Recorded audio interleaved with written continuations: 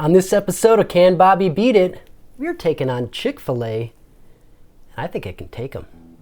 Welcome back to the kitchen, guys, and welcome to another episode of Can Bobby Beat It. This is our second installment. We did beef lo mein last time. It worked out great, and this time we are doing the infamous Chick-fil-A sandwich. Everybody knows it. Everybody loves it. It's a tough thing to beat. They do a lot of chicken, and they do it really well over at Chick-fil-A. Total props to them. They do a great job. I'm gonna see if I can beat it today. What we're gonna do is we're gonna make it start to finish, top to bottom. I'm gonna show you all the tricks of how it's done.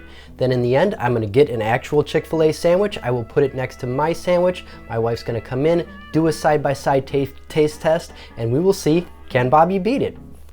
So the first step to Chick-fil-A is the brine. It is much talked about in, communities of people that want to figure these kinds of things out. A lot of people say that it's pickle juice.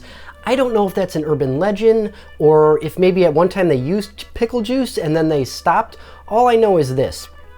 Chick-fil-A is actually very open about what they use, what their ingredients are. They won't tell you the amounts or anything. They're not going to give you the recipe, but they tell you what's in their food. I have looked at what's in their brine, and it is not pickle juice. It is not the ingredients that are in pickle juice. It is just a standard salt and sugar brine with a little bit of spices in it.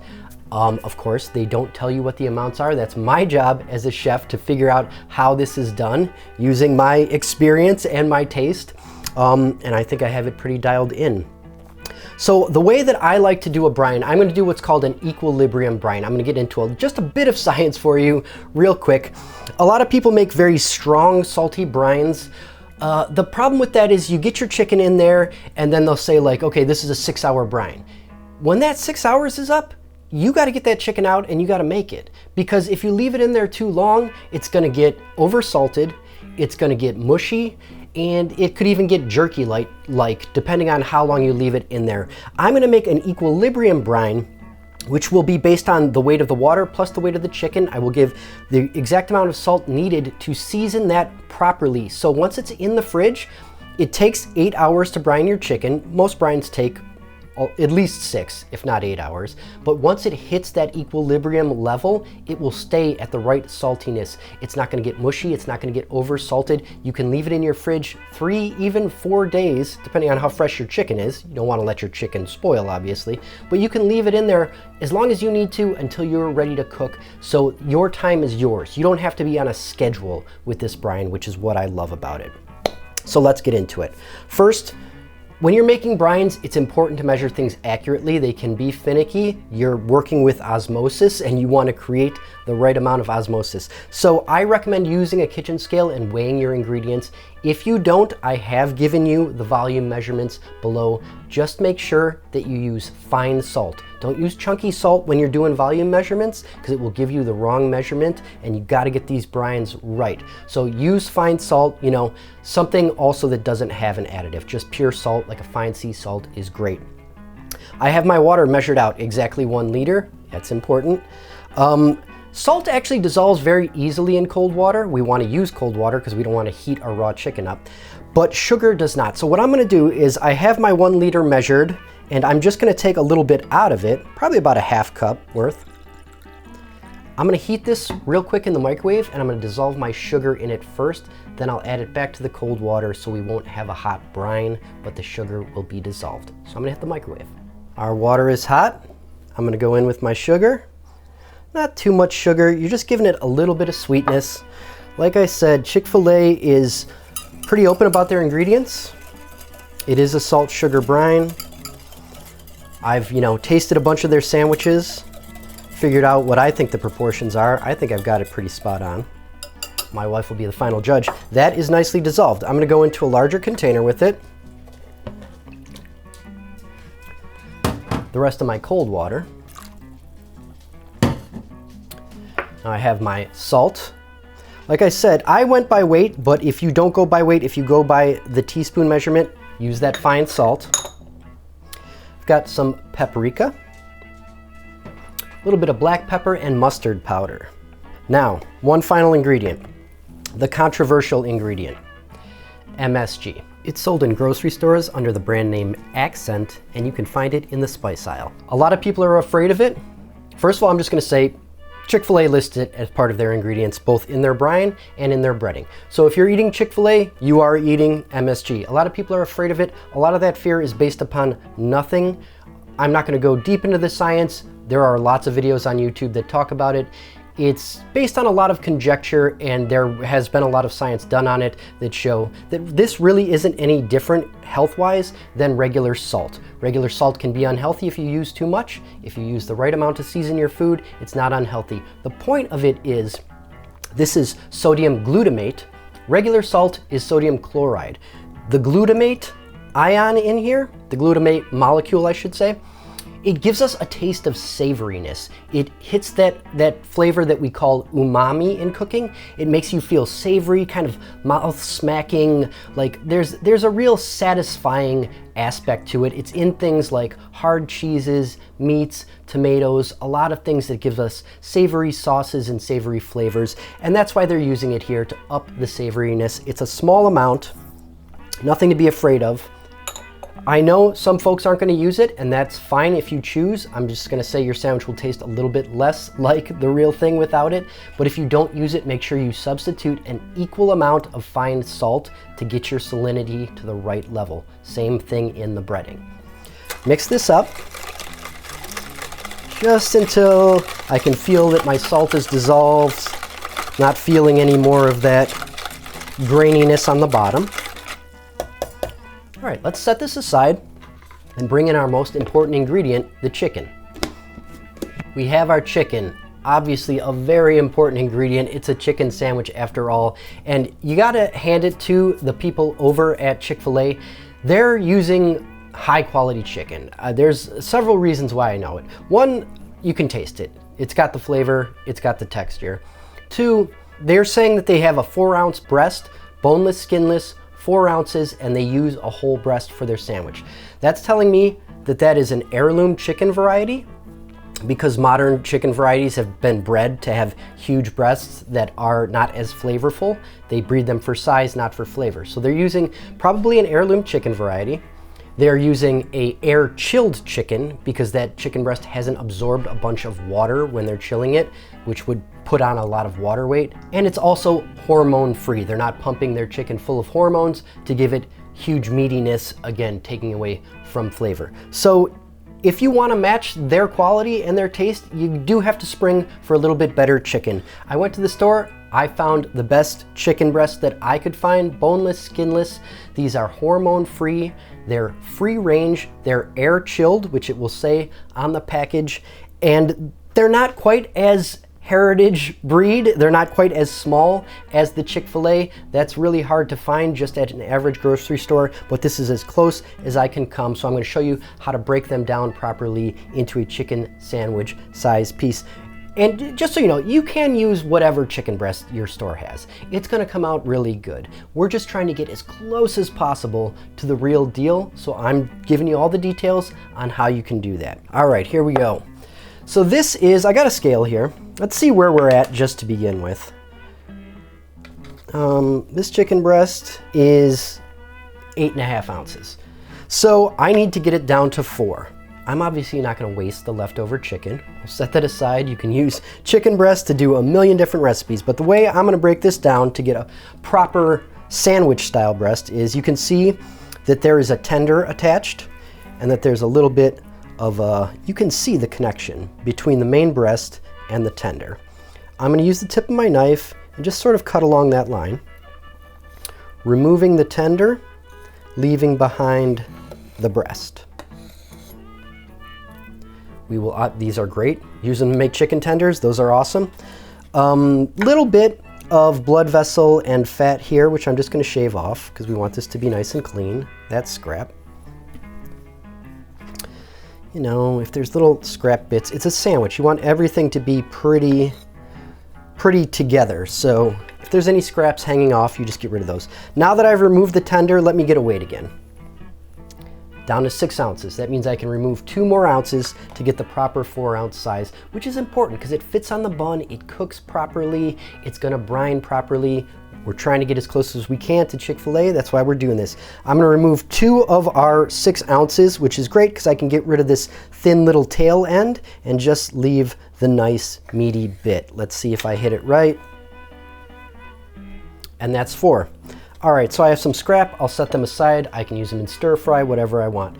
This is a nice size. It's a little thick. I'm gonna use the heel of my hand. You don't need a mallet for this. A mallet is too aggressive. Just use the heel of your hand. Give it a little pound. That's gonna tenderize and it's gonna flatten a little bit. It's not doing a huge amount right now because after I brine this, it's gonna get super tender, and then I'm gonna use the heel of my hand a little bit more to flatten it out more, and it'll be beautiful. But that's perfect for right now. Setting it aside, I'm gonna move on to my other breasts.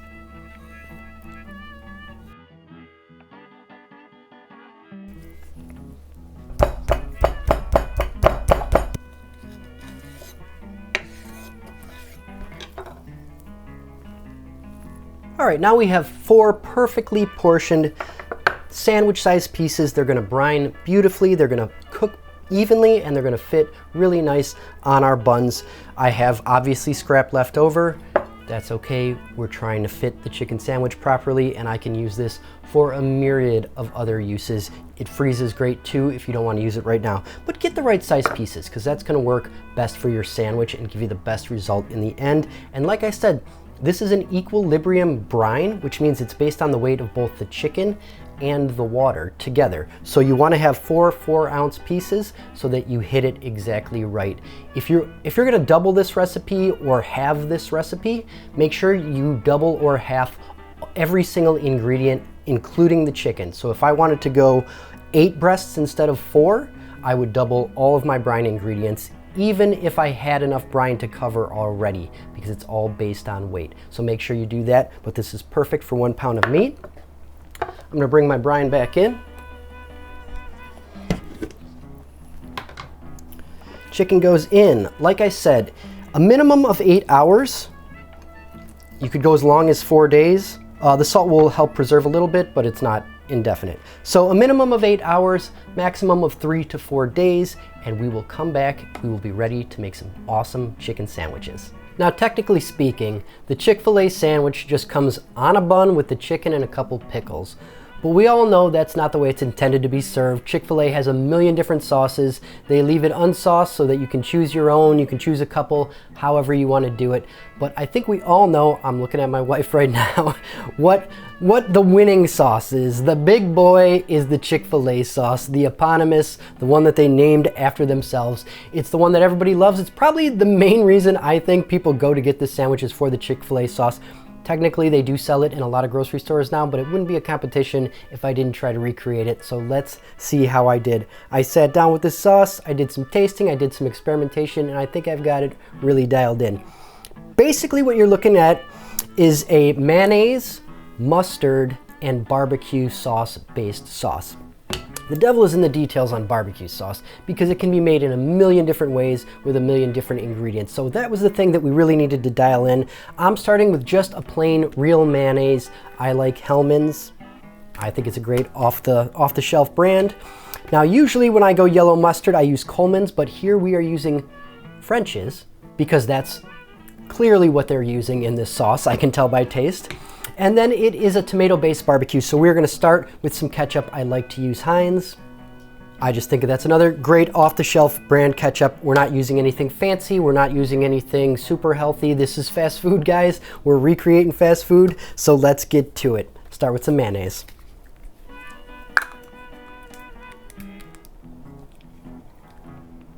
Yellow mustard going in, and a little bit of that Heinz. Get that mixed up and just look at the color. We should be pretty dialed in. I wish I had the sauce next to me right now to show you guys. I will show you in the end. I'm not sending my wife yet to pick up the sandwich because I want it to be hot and fresh so it's a good comparison. So I'm having her hold off till we're done, but you'll see as this comes together. And in the end, when I dress the sandwiches next to each other, I think this is the spitting image and the perfect taste. A few things left. Our spice mix. Now, of course, this is something you can't get from from Chick-fil-A, even though they tell you a lot about ingredients because they'll just say spices. But my palate is telling me we've got mustard powder, onion powder, garlic powder, and a little bit of sweet paprika.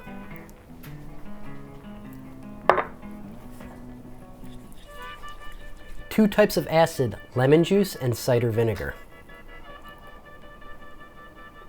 Now we're sweetened with some regular white sugar and also a bit of invert sugar in the form of light corn syrup. Invert sugars do affect the mouthfeel, the texture and flavor of a sauce differently than white sugar will. So I know they're using it because they have it on the label, and I can see in the texture of the sauce that they do have that corn syrup in there, so we're gonna try to recreate it. And last but definitely not least is some hickory flavored liquid smoke.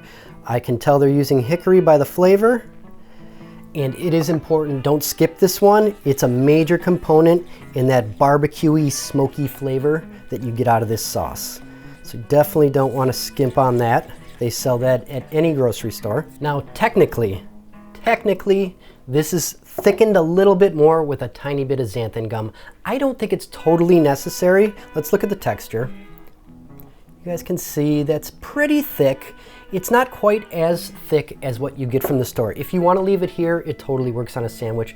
But just to hit it exactly right, I'm gonna go ahead and add some. I've got xanthan gum here. It's funny enough, this is available at most grocery stores now because of gluten-free baking. If you look in that Bob's Red Mill, you can find it. It's used to substitute for gluten. So a lot of grocery stores have it. You need a blender. When you use xanthan, it takes power to emulsify it. So I'm gonna add this to my little blender. Xanthan gum is an extract from algae, so it is actually natural. I mean, it's processed, but it comes from a natural source. It's a very powerful emulsifier. Literally, I can't even give you a measurement because it's so small. It's a 1/16 of a teaspoon, which is about a pinch. You don't need more than that for this small amount of sauce. Sprinkle it in there. That's all we need.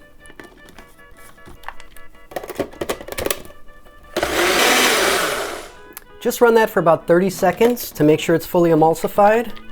We should be able to see a difference. Hopefully you guys can see this has definitely thickened. I don't know if you can see it on camera, but I can feel it. It is significantly thicker than it was before, so it's just gonna hold up on the bun a little bit better. It'll be a little bit less runny, and it's gonna hit exactly like the one you get from Chick-fil-A. Let's move on to the next step. Our breading is made of two components, the first of which is a milk wash. Like I said, Chick-fil-A is not shy about what their ingredients are. They do publish it online, and I know that they're using fat-free milk and eggs. They didn't say how much, but 2 eggs in a cup of fat-free milk makes a good milk wash. Fat-free isn't like essential. It just makes your breading a little bit crispier to cut that fat out. If you want to use skim. 2% isn't going to kill you. But I'm using what they use, which is fat-free. Set this aside and we'll make our breading. Our breading is a simple seasoned AP flour. I'm going to start with my flour. I use King Arthur AP, but any AP will do here. I like to sift it. It's not super necessary, but it just makes everything a little bit more smooth and even. Going in with our seasonings, I've got some mustard powder, which they really like at Chick-fil-A. I found that out while working on this. Sweet paprika, black pepper, and a little bit of cayenne. This is the normal version. If you want the spicy version, you're gonna up that cayenne to a half a teaspoon to even maybe 1 teaspoon if you like it really spicy. I have all these ingredients listed below for both the spicy and the non, so you can check that out. And we have got a little bit of baking powder for levity. It's not making any jokes, it's just making it lighter.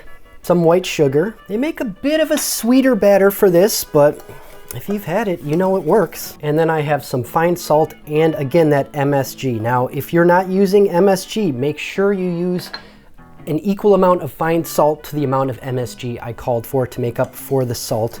But if you do that, it's not gonna taste exactly like Chick-fil-A because that MSG, tons of umami. It really does bring some flavor to this. And one last little step for breading. Chicken breading, I always like to add a little bit of my wash to my flour. It creates some craggly bits that crisp up and make it really nice and textured on the chicken. I would say that it's on the lighter side for Chick-fil-A. It's not super craggly, so I'm only gonna add 1 tablespoon of this wash. Just drizzle it around. And once you've got it drizzled in, you're gonna go in with your fingertips and just work it to make sure there's no big lumps. You just want, just sift it with your hands like I'm doing here. Sift it through your fingers, and you'll get small little craggly bits that really help with that texture. Don't want any wet chunks though. Don't lose your wedding ring in the flour. That would not be good to bite into. A little bit craggly, but pretty smooth. That's gonna make something that I think comes out exactly like Chick-fil-A. Let's get our oil heated up and we'll get going. I have sent my wife out for the sandwiches, so let me get on top of this. So hers won't get cold, the ones that she's buying won't get cold while we make ours. We are set up to bread, guys. Let's get it done. I have my chicken here. It has brined for 24 hours, which is great. Minimum of 8 on that. I might not have mentioned before, I can imagine someone having the question, which would make sense. You're gonna pat it dry with paper towels, by the way, when you take it out. Just light pat. A question that would make sense is, Bobby, why would you buy air-chilled chicken if you're just gonna drop it into water? The thing is this, water-chilled chicken has already absorbed a bunch of fresh water, which makes it harder for it to absorb the saltwater brine. And fresh water doesn't do any of the things that a brine does. A brine, the salt will soak in, it will tenderize the meat, it will season the meat, and it will keep the meat loose while it's cooking so it won't contract, shrink up, and squeeze all the water out. When you have just a water chilled that hasn't been brined, it's gonna contract while it cooks. It'll pull away from the breading, so it'll separate from the breading. It'll squeeze water out, which will cool your oil and stop it from browning, and then it will continue to weep water after it's cooked, and that will make your breading soggy. You can make a decent chicken sandwich with water chilled chicken, leave it in this brine for at least 24 hours to try and cycle out some of that fresh water and get that salt water in there. It's just harder to do, and Chick-fil-A is starting with air chilled, I know that, so that's what's making that sandwich so good. That's why we're starting there. All right, we have patted it dry. Now I flattened this with my hand a little bit, but now it has been tenderized and it's gonna be much easier to get down to 1/4 inch. If you see this now, it's about a 1/2 inch thick, which may seem fine, but doing the tests on this, I found that the Chick-fil-A is about 1/4 inch, and it makes a lot of sense once you've tried it. It's brined, so it doesn't get dried out while it cooks. It sits on the bun really nicely, it's easy to bite into, and it's less likely to make the breading soggy after it's on that bun and make the bun soggy too. The thicker pieces, they tend to drip more juices, which seems like a good idea until things start getting soggy. So they really were smart about getting it down to 1/4 inch. I think they have this thing really dialed in. Very simple. We're gonna start out dipping into our milk wash. Let it sit for a sec. Let all the excess drip off. Go right into your flour, give it a quick toss, and then once it's in there, now we're gonna push down with the heel of our hand and just smash it down to that 1/4 inch. This is gonna help the breading adhere, it's gonna help it to cook evenly, it's gonna sit nicely on the bun, and like I said, less likely to get soggy, all that good stuff. Set that aside, bring in my oil, and we'll get fried up. All right, guys, oil is at 325. That's exactly what we want. That is what Chick-fil-A uses to get that nice golden but cooked through. A piece this size will take 4.5 to 5 minutes. Drop it in. Now make sure you have something to just kind of lift it off the bottom when it first goes in so it doesn't stick to the bottom. You really only have to do that one time. And when you're deep frying at home, be very careful, guys, because things can overflow and that could start a fire. Make sure your pot is never more than half full of oil so you have room for the oil to rise. One of these little laser thermometers, really nice for monitoring the temperature of fryer oil. But you can use a probe. And that is done. We are looking beautiful, crispy brown. I like to rest mine on a rack so that it doesn't get soggy. It's important to let it rest at least 5 minutes before you eat it. Right now, those juices inside are just boiling. If you bite into it, they're all gonna come dripping out. They're gonna sog up your crust. They're gonna burn your mouth. It's not how you would eat it from Chick-fil-A. That sandwich has had a chance to rest. My wife has got to be just minutes away, so this is perfect. This will have 5 minutes to rest. When she gets here, I'm gonna plate both sandwiches up. We'll get a side-by-side look at them, and then I'll call her in. She won't know which is which. Hopefully she won't know which is which, and we'll see what she chooses. Of course, let's not forget the bun, guys. Now, if Chick-fil-A used any kind of like super special bun, I might do a bun recipe, but really they're using a standard white brioche, so that's just what I picked up from the grocery store. Nice shiny top. It's a soft bun. It's great for sandwiches. You can't go wrong with that. They always put a little bit of butter on the top and bottom, so that is what I'll do.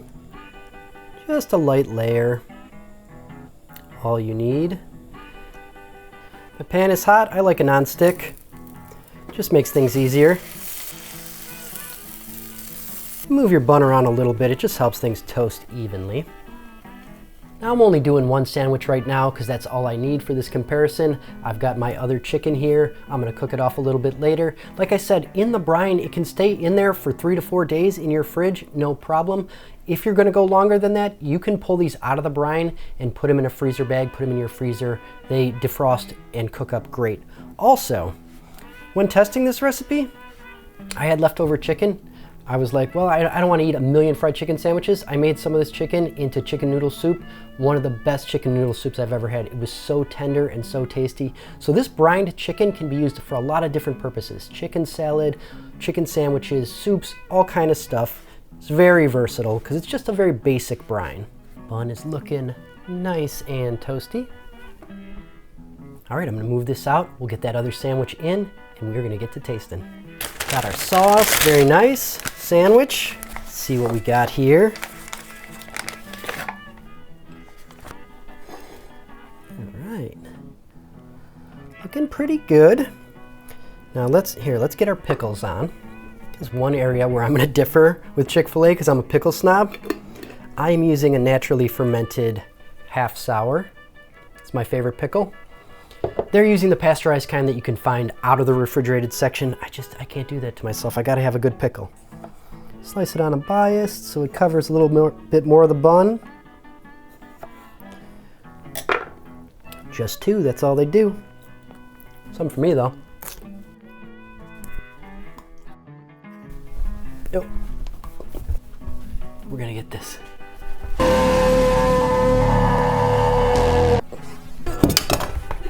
Got it. Woo!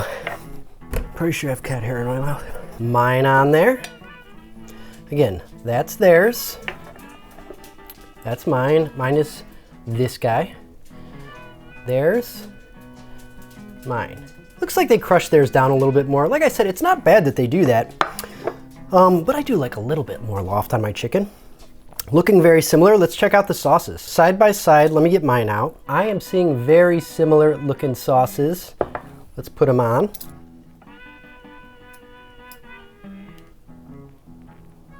I know my wife likes plenty of sauce. Let's get mine on there.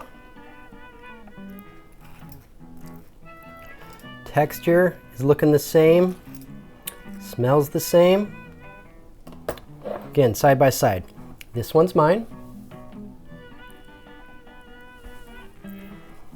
This one's the Chick-fil-A sauce. Now we are keeping it basic. We got the sauces, we got the pickles, we got the buns. My bun's a little bit darker than theirs. I hope that's not too much of a giveaway for her, but I think these are looking very similar. Get in focus. You can see nice, crunchy, craggly. Here's theirs. Like I said, a little bit flatter than mine. Still pretty crunchy, looking good. Now I know my wife is kind of a baby when it comes to eating sandwiches. She won't eat them unless they're cut in half. So I'm gonna cut both of them in half, and that's good. It'll give us a cross section to look at.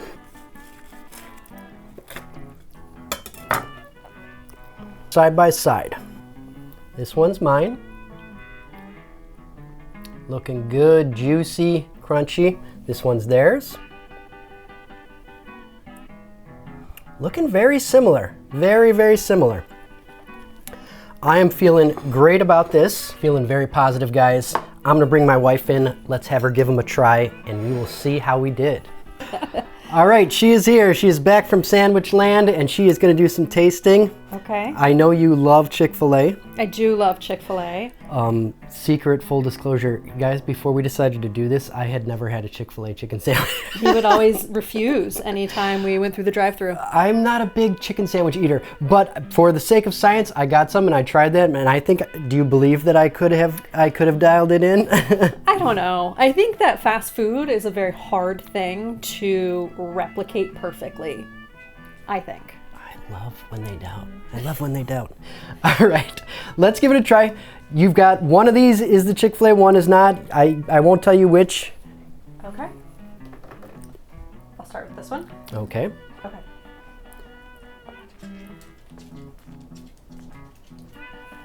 You want a napkin?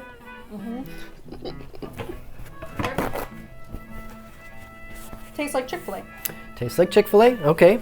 Tastes like, you know, it's juicy, it's moist, it's buttery, there's a pickle, and there's the Chick-fil-A sauce. The Chick-fil-A sauce, which I knew you wanted on there. Yeah. Okay. Okay. Moving on to this one. Okay. The chicken's actually thicker, Okay. so here we go. It tastes like Chick-fil-A. Okay. Do you taste any difference? This is not in the Chick-fil-A sauce. I just took some on my finger for both. Yeah. You think the sauce is identical? I You want to taste them again? I could even give you a little sample of sauce on its own. think you gave yourself away. What? That pickle's too good. I couldn't resist. I couldn't resist the pickle, guys. a much better pickle than this one. But again, part of me wants to say that could be a Chick-fil-A thing, but I know you and pickles. You know that I have my special pickles. Yeah. Yeah. I do. But okay, so the pickle was a bit of a giveaway. Up until then, you were saying these sandwiches tasted identical. The sauces, again, you've tasted them again. Mm-hmm. The chicken, you don't taste any difference in the chicken. The brine, the breading. not necessarily. I think that just because this chicken is like a bit thicker, Yeah. there's a little bit of a different mouthfeel to it. Yeah, which do you prefer? Well, this one feels like real chicken. Okay, so you do like it with a little bit extra I like thickness. a little thickness. Yeah, I didn't quite crush mine down to the level that they do because I do find theirs to be just a touch thin, so I left mine a little bit thicker. But you do want to flatten your sandwich. It's better when it's flat on the bun, and like I said, if it's too thick, it gets soggy. I'm trying to think if there's any other difference that I'm getting. No, I just got a nice bite of the breading, and I think it's a spot on. Spot on. All right, one last thing. One last thing. We're going to take a little bit of Chick-fil-A sauce on a spoon and a little bit of my Chick-fil-A sauce and taste them side by side. It's that smoky and the sweet that really, I think, make it a Chick-fil-A sauce. Yep. And you know I love this stuff. Yeah, you're obsessed with it. I'm obsessed with She it. was asking me like, "Oh, can you figure out what the nutrition is on this so I can tell how much I can put on my carrots?" Same thing. Smoky, sweet, barbecue-y. So you'd say we dialed it in I perfect. think you dialed it in perfect. What do you want? Do you want to do a 1 to 10 rating? Do you want to just make a call? I mean, it is a fast food chicken sandwich, but I do have to say, especially after doing my research on both what their ingredients are and how they make it and everything, they're using very high quality chicken and they're using a good process. You know, this is a company that cares about making a good chicken sandwich. Mm-hmm. I learned a lot about making a good chicken sandwich by doing this episode, honestly. Considering you don't like them, that's very, I appreciate it. Side by side, the most slight difference. Okay, I will take it. That is an honest answer from an honest woman. I think, guys, we dialed this in so well. Considering Chick-fil-A makes like a bazillion of these a day, and it's my first time doing it. Side by side, I have a very hard time telling the difference. Charlie says she tells a little bit of difference, but she can't tell exactly what it is. I think the sauce is a dead ringer. Mm-hmm. I would be willing to bet that my brine could take just a touch more tweaking to get it exactly like theirs. But I mean, I think if you put this in front of anyone, they would believe you were serving them Chick-fil-A. Mm-hmm. I think we killed it with this. I'm really excited that we could break it down piece by piece and show you how a perfect chicken sandwich is built from the ground up. I hope you try it. I hope you love it. I hope you make it for your family. And we will see you in the next episode of Can Bobby Beat It? Thanks, guys.